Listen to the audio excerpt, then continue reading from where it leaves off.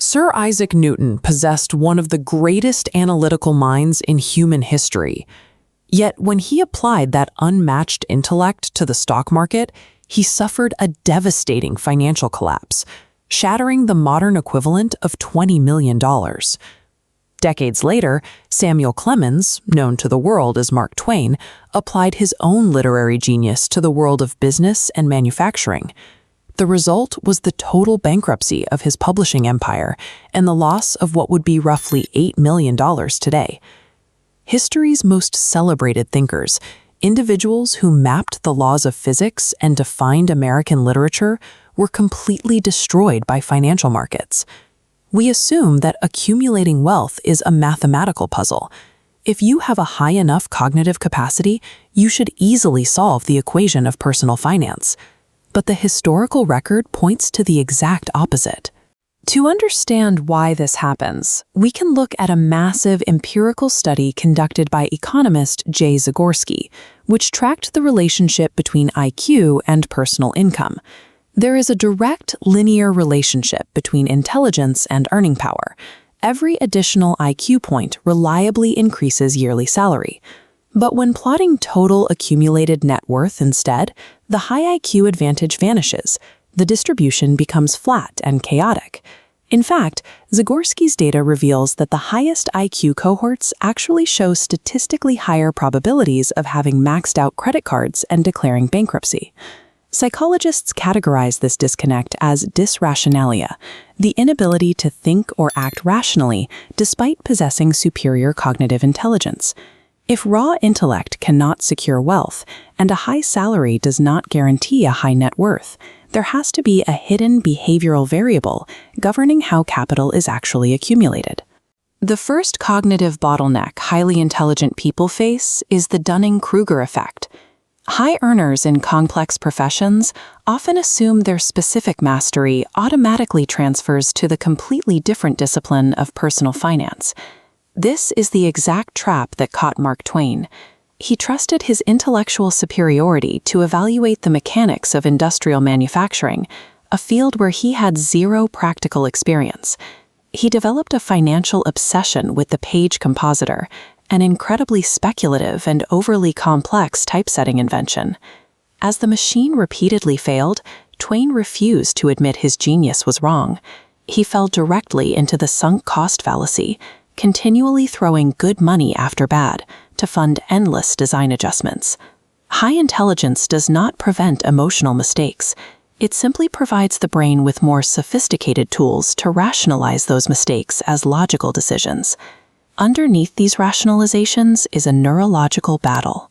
During moments of market stress or euphoria, the brain's emotional limbic system easily overrides the analytical neocortex. Isaac Newton experienced this biological override firsthand during the South Sea Bubble of 1720. Initially, Newton used his analytical genius exactly as he should have. He calculated the risk, sold his shares early, and secured a massive profit. But as the bubble continued to inflate, he watched his peers grow increasingly rich.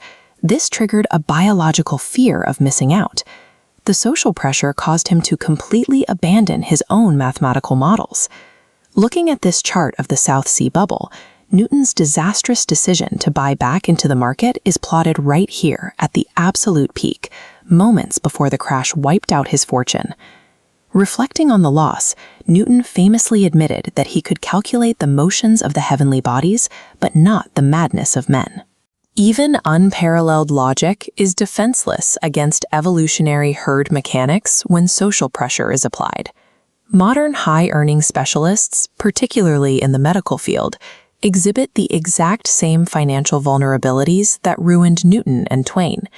As residents transition into high-salary physicians, they face the immediate pressure of lifestyle creep, rapidly increasing their spending to match their new income bracket. This is compounded by a behavioral flaw known as narrow framing, where the brain attempts to manage a highly complex situation by artificially isolating its individual parts. Narrow framing causes doctors to view their high student debt, retirement planning, and emergency savings in isolated vacuums, rather than as a single cohesive financial picture. A demanding, highly specialized career actively creates these financial blind spots, leaving modern professionals just as vulnerable as an 18th century physicist. Bridging the gap between cognitive capacity and wealth requires moving past raw intellect and focusing on what researchers call a money quotient, integrating financial knowledge with deep emotional awareness. In 1970, research from the Carnegie Institute of Technology looked at the drivers of financial success. They discovered that only 15% of wealth accumulation is driven by IQ, while the remaining 85% is determined by factors like emotional regulation and moral intelligence. To manage that emotional component, behavioral economists recommend establishing a choice architecture, a set of structural rules designed to protect the brain from its own biological flaws. The first actionable rule is to build a frictionless automated system. By automating your investments instantly upon receiving your paycheck, you bypass the cognitive bottleneck of making active monthly savings decisions. The second rule tackles overconfidence.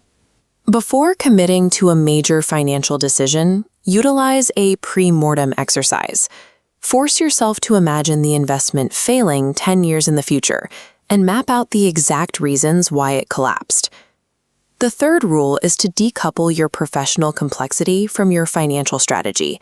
Limit emotional trading by relying on simple, broadly diversified index funds rather than trying to outsmart the market. Cognitive intelligence is only the engine that generates income. Emotional discipline is the steering wheel, and without it, the smarter you are, the faster you drive off a cliff.